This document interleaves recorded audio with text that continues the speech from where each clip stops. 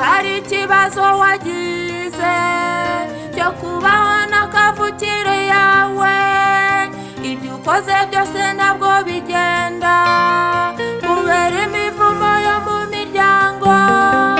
Bwira Yesu byose aragutabara, niwe ufite umuti w'ibyo bibazo.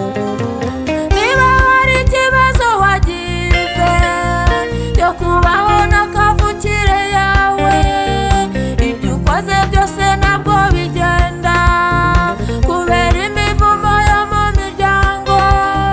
Bwira Yesu byose aragutabara, niwe ufite umuti w'ibyo bibazo. Arasubiza agatanga imibereho myiza, arasubiza agatanga imibereho myiza, arasubiza agatanga imibereho myiza, arasubiza agatanga imibereho myiza.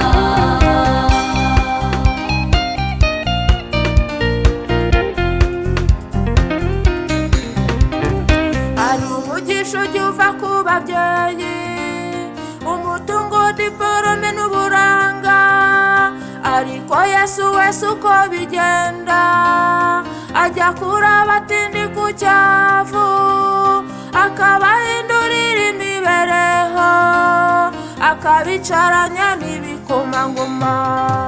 Hari umugisha ujya uva ku babyeyi, umutungo, diporome n'uburanga, ariko Yesu wese uko bigenda ajya kuri abatindi ku cyavu, akabahindurira imibereho, akabicaranya n'ibikomangoma.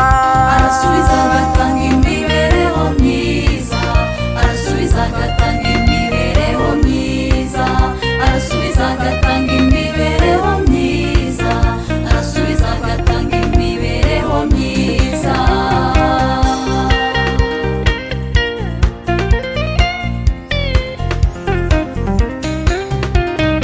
Yewe urengana ukabura Uganda, ugahungabanywa n'imiyaga, ukabura hepfo na ruguru, ukabura n'umwe wagutabara.